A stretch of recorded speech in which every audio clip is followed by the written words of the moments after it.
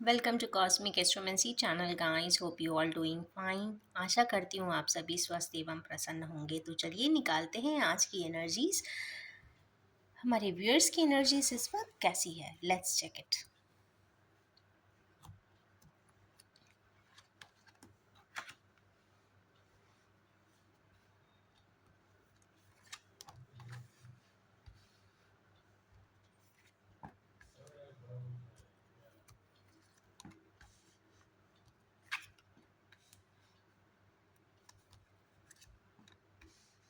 Okay,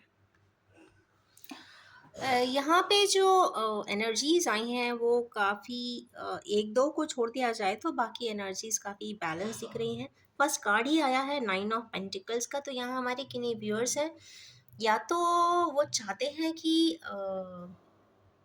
उनको financial balancing बहुत अच्छे से मिल जाए, या तो कुछ इम्बैलेंस है, या फिर कोई एक रिमेनिंग टास्क है फाइनेंशियली जिसको वो कंप्लीट करना चाहते हैं। पर मुझे ऐसा लगता है कि कहीं ना कहीं फाइनेंशियल बैलेंसिंग के लिए हमारे किन्हीं व्यूअर्स इंडिविजुअली वर्क करते हुए दिखाई दे रहे हैं। कुछ फाइनेंशियल प्रोपोर्शंस में कुछ कमियां हैं, कुछ परेशानियां हैं जो वो बैलेंस करना चाहते हैं। बट आज की 24 आवर्स के लिए कहीं ना कुछ इनपुट्स आते हुए भी दिख रहे हैं, क्योंकि 9 ऑफ पेंटिकल्स आया है। नेक्स्ट कार्ड अगर देखते हैं तो यहाँ पे 8 ऑफ कप्स आए हैं। ओके, ये काफ़ी डिप्रेसिंग एनर्जीज को बताते हैं, और ये भी बताते हैं कि हमारे किन्हीं व्यूअर्स दुखी है, कुछ इमोशनल टर्मोइल है, या इमोशन से दुखी होकर वापस पहाड़ी की तरफ जा रहे हैं। कुछ कॉन्टम्पलेट करना चाहते हैं, कुछ ज्ञान अर्जन करना चाहते हैं, कुछ जानना चाहते हैं, कुछ समझना चाहते हैं जो उनके मन अनुरूप नहीं है। कोई बात हो सकती है जो सामने वाले को नहीं समझ में आ रही हो, जो वो समझाना चाहते हो वो नहीं समझ रहा हो। बात कुछ भी हो, but the thing is this, कहीं ना कहीं कुछ अनफिनिश्ड टास्क ज़रूर है। वो चीज़ निकालने के लिए वो स्वयं ही पहाड़ी पे जा रहे हैं और सर्च करना चाहते हैं, क्वेस्ट करना चाहते हैं, और शायद जानना चाहते हैं इसका रूट कॉज और उसको रिजॉल्व करना चाहते हैं। नेक्स्ट कार्ड आया है 4 ऑफ पेंटिकल्स का। 4 ऑफ पेंटिकल्स अगेन यहाँ पे पेंटिकल्स का पोजीशन पोजीशन वैल्यूज दिखाता है, और ये भी बताता है कि कहीं ना कहीं हमारे किन्हीं व्यूअर्स फिनेंशियल एट्रीब्यूट्स में है, और जो भी उनकी पॉजिटिविटी है, जो भी वो पैशन रखते हैं, जिसको भी वो अपने जुरिस्डिक्शन में रखते हैं, मानते हैं अपना, उसको वो अपना अपने पास ही रख लेना चाहते हैं हमेशा हमेशा के लिए। उसको सिक्योर करना चाहते हैं, प्रोटेक्ट करना चाहते हैं। तो ये कहीं ना कहीं ये काफ़ी पॉजिटिव इस वक्त दिखाई दे रहे हैं। ये मस्कुलिन एनर्जी की बात हो रही है यहाँ पे ज़्यादातर जो एनर्जीज हैं वो मस्कुलिन एनर्जी ज़्यादा रिफ्लेक्ट होती हुई दिखाई दे रही है। सिंस रीडिंग्स हमेशा एनर्जी बेसिस पे होती है, तो जिससे जैसा रेजोनेट हो वो देख सकता है, उस हिसाब से पिक कर सकता है। नेक्स्ट है एस ऑफ कप्स का कार्ड। तो हमारे किन्हीं व्यूअर्स बहुत खुश हो जाइए कि वो कोई नया इनिशिएटिव लव लाइफ के लिए लेते हुए दिखाई दे रहे हैं। कोई प्रपोजल, कोई मैरिज प्रपोजल, या फिर किसी भी प्रकार से पार्टनरशिप फॉर लाइफ। यहाँ पे एक इनिशिएटिव, एक बिगिनिंग, एक डिवाइन सपोर्टिंग लाइफ अहेड यहाँ पे स्टेप ऑन होती हुई दिखाई दे रही है। तो yes, it's a wonderful cards, क्योंकि ये पूरा डिवाइनली गाइडेड है, सारे एलिमेंट्स हैं। तो कहीं ना कहीं life will be happiest ever. तो कहीं ना कहीं कुछ लोगों के लिए बहुत वंडरफुल साइन आ गया है, that is S of cup. Next है कार्ड ट्विन फ्लेम का। अगेन कल ही मैंने ट्विन फ्लेम की रीडिंग बनाई थी, आज भी उसका रिफ्लेक्शंस यहाँ पे आए हैं। अगेन यहाँ पे 2 वैंड्स है, पैशन की एनर्जी है। हमारे किन्हीं व्यूअर्स यहाँ पे सेपरेशन शायद हो, क्योंकि सेपरेटिव मोड यहाँ पे दिखाई देता है। शायद ज़िंदगी में जो भी पाना चाहते थे वो शायद पा भी लिया है, सारी रिस्पॉन्सिबिलिटी को जी भी लिया है, या फिर अपनी रिस्पॉन्सिबिलिटीज़ को कंप्लीट भी कर रहे हैं, बट उसके बावजूद भी कहीं ना कहीं संतापित है, कहीं ना कहीं दुखी है। शायद उन्हें ऐसा लगता है कि सब कुछ किया उन्होंने सबके लिए, पर शायद उन्होंने स्वयं के लिए कुछ वो अपने लिए ही नहीं कर पाए, या वो जिसको कहीं ना कहीं या तो अफेक्शन रखते थे उसके लिए नहीं कर पाए, या वो स्वयं के लिए नहीं कर पाए, या फिर जो कुछ करना चाहते थे वो नहीं कर पाए।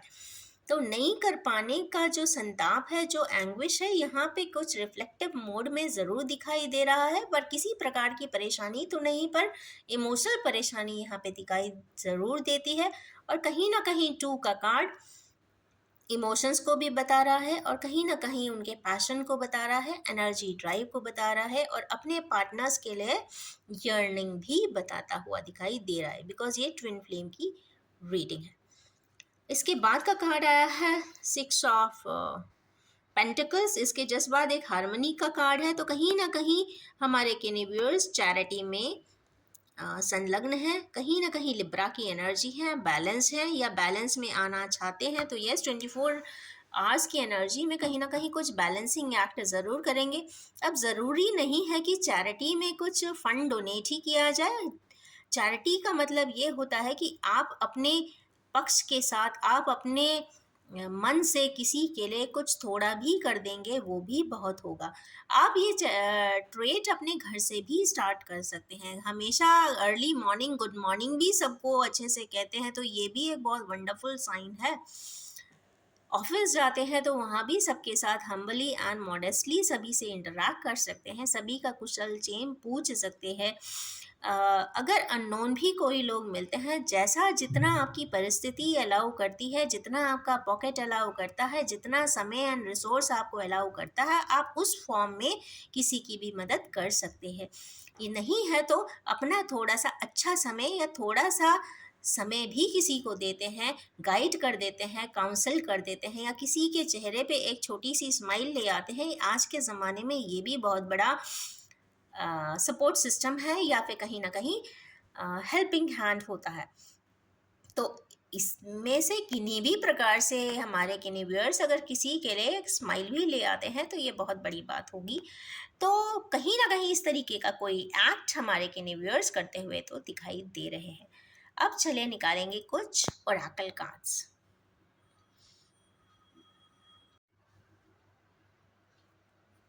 एज यूजुअल निकालेंगे हम 6 ओरेकल कार्ड्स।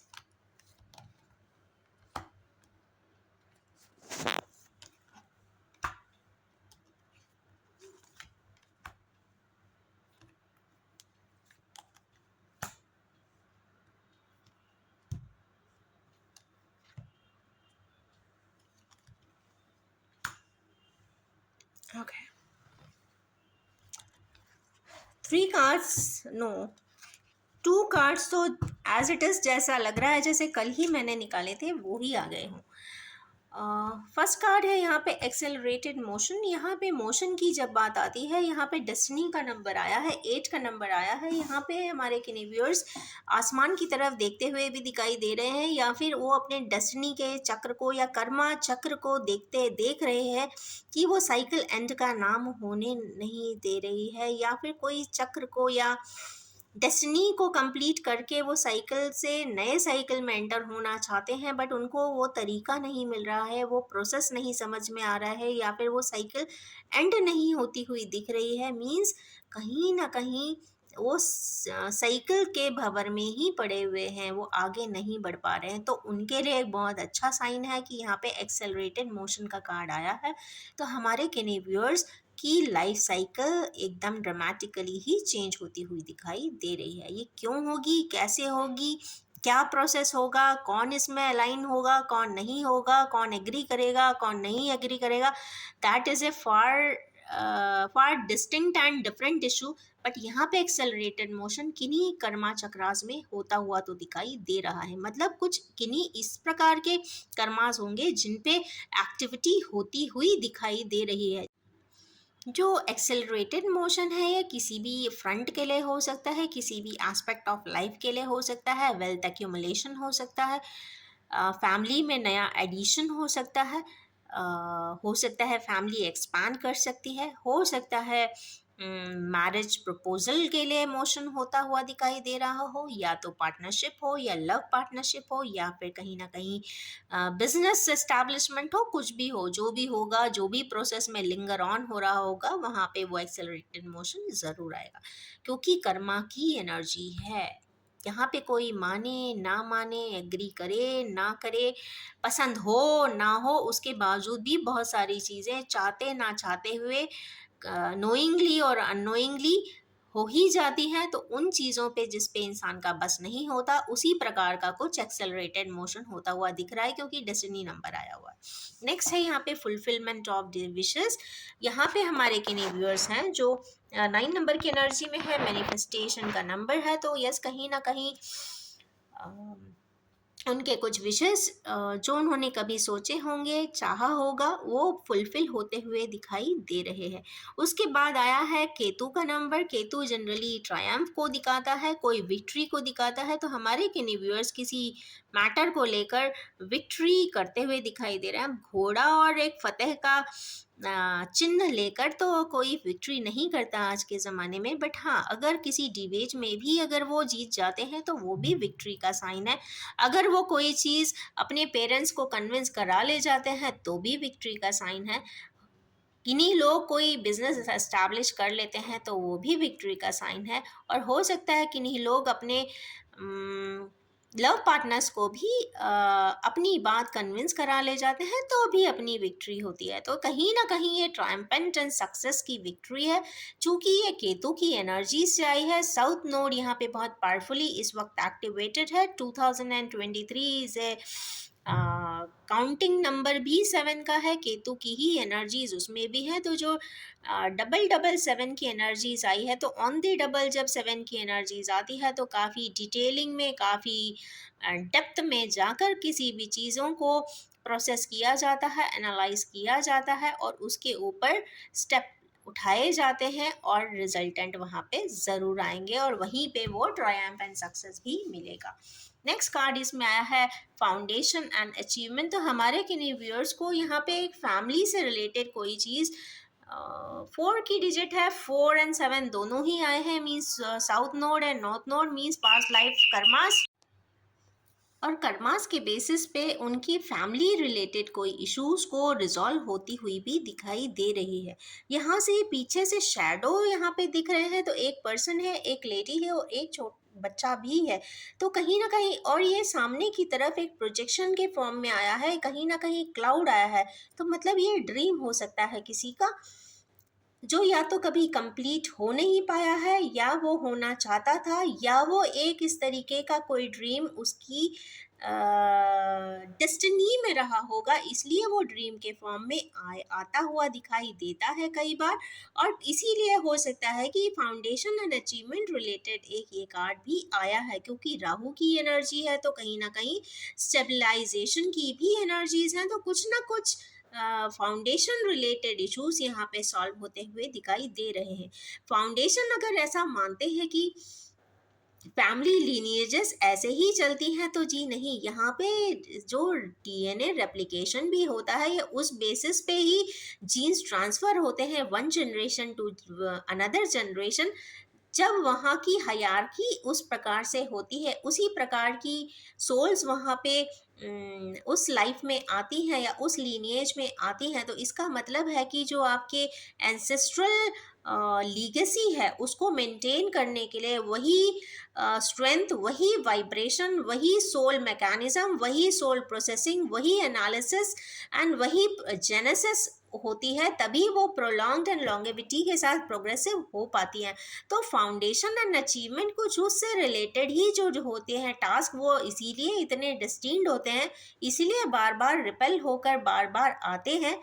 और इसी बेसिस पे ये कह सकते हैं, चूंकि राहु की एनर्जी है, काफ़ी वाइब्रेंट एनर्जी है, स्पेशल एनर्जी है, तो कहीं ना कहीं कॉस्मिक यहाँ पे सपोर्ट सिस्टम भी दिखाई देता है। पर जो भी है वो कहीं ना कहीं ड्रीम्स एंड डिज़ायर्स है, क्योंकि यहाँ रेनबो है। और जो भी है वो काफ़ी जो सामने हाउस भी है वो थोड़ा हेजी दिख रहा है, क्लाउड दिख रहा है, तो कहीं ना कहीं ड्रीम्स रिलेटेड है या फिर डेस्टिनी रिलेटेड है। उसके जस्ट बाद का कार्ड आया है जीरो का, फूल की एनर्जी है, मीन्स अगेन ये पर्सन जो है वो एकदम जीरो के ग्राउंड पे खड़ा हुआ है। जीरो मीन्स सारे वाइब्रेशन है, कोई पीछे का बैगेज नहीं है, जो भी है बिल्कुल कहते हैं ना बर्डन लेस हो गए हैं, रेस्पॉन्सिबिलिटीज कंप्लीट कर दिए हैं। या तो एक ये फ्रेश बिगिनिंग की बात है, या कुछ यंगस्टर्स की भी बात हो सकती है कि उन्होंने कोई नई ज़िंदगी में अपने कदम रखे हुए हों, या फिर कोई ऐसे पर्सन की यहाँ बात हो रही हो जहाँ पे जिस किसी पर्सन किन्हीं व्यूअर्स के कुछ कर्मास यहाँ पे कंप्लीट होते हुए दिखाई दे रहे हैं। लाइफ की एक साइकिल कंप्लीट होती हुई दिखाई दे रही है, और कहीं ना कहीं न्यू साइकिल ओपन अप होती हुई भी दिखाई देती है। तो यहाँ पे न्यू बिगिनिंग का कार्ड है, सारे कलर्स होंगे, और सारे कलर्स के बेसिस पे, सारी फ्रीक्वेंसी एंड वाइब्रेशन के बेसिस पे ही आगे का कर्मा निर्धारण होगा, on the basis of their own vibrational and karmic acquisitions in their hand for this life, और उसके बेसिस पे ही आगे का जेनेसिस या आगे का कर्मा यहाँ पे स्टार्टअप होता हुआ भी दिखाई दे रहा है। और चूंकि जीरो पे है, तो यहाँ पे जो भी है वो 0 डिग्री से जब भी कोई इंसान स्टार्ट करता है, मीन्स इनिशिएशन से जब करता है, तो उसको उस इनिशिएशन के हर स्टेप को जो वो उठाता है और कोई प्रोग्रेस करता है, कोई सक्सेस पाता है, तो उसकी सक्सेस का चार्म भी उस पर्सन के पास होता है। तो जैसे अगर हम कह सकते हैं कि कई लोग ऐसे होते हैं जो सिल्वर स्पून के साथ they take birth in many families, और वो हर चीज़ उनके पेरेंट्स उनको हाथ में कहते हैं ना, हाथ में देते हैं कि बेटा ये कर लो, तुम ऐसा कर लो, बिकॉज आजकल के बच्चे बहुत सोफिस्टिकेटेड होते हैं। वो सोफिस्टिकेटेड बच्चे बड़े होकर कार्य करते हैं, बट उनके वर्क मैकेनिज्म में और एक जो सेल्फ मेड पर्सन होता है उसके मैकेनिज्म में ज़मीन आसमान का फ़र्क भी होता है। और यही वजह भी होती है कि जो उनका सक्सेस का पैरामीटर होता है, या अटेनमेंट का पैरामीटर होता है, या फिर success rate and success containment होता है, वो दोनों ही बहुत डिफरेंशिएटिंग होता है। दोनों की ही सोच में काफ़ी डिफरेंशिएट भी करता है, और कहीं ना कहीं दोनों के थॉट प्रोसेस बहुत अलग ही तरीके के होते हैं। और यही वजह होती है कि इस तरीके के दो सेट ऑफ पर्सन्स बहुत अलग अलग सोच और विचारधारा के होते हैं। और कई बार तो ऐसा भी देखने को मिला है कि कई बार कई सिनेरियोज, कई सिचुएशंस ऐसे भी होते हैं कि कई बार इंसान हार जाता है, डिफीट पा जाता है, फेलियर मिल जाता है। उसके बाद भी अगर लॉन्ग टर्म में पलट के देखता है, तो उसे कहीं ना कहीं एहसास होता है कि वो हार कर भी जीत गया है। और कई लोग ऐसे अपने आप को महसूस करते हैं कि हम उस दिन जीत तो गए थे, पर कहीं ना कहीं वो लॉस के एंड पर खड़े होते हैं, क्योंकि जो चीज़ उस दिन छूटी होती है या उस पॉइंट ऑफ टाइम पर उनके हाथों से चली जाती है, क्योंकि हर इंसान का, हर सिचुएशन का, हर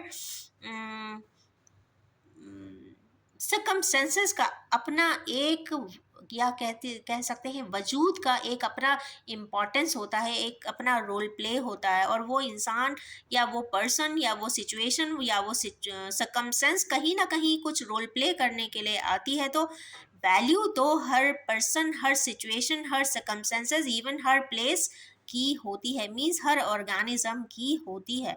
तो मीन्स वही है कि हम बीइंग ए ह्यूमन बीइंग, हम कितना वैल्यूएट किसी भी चीज़ को करते हैं।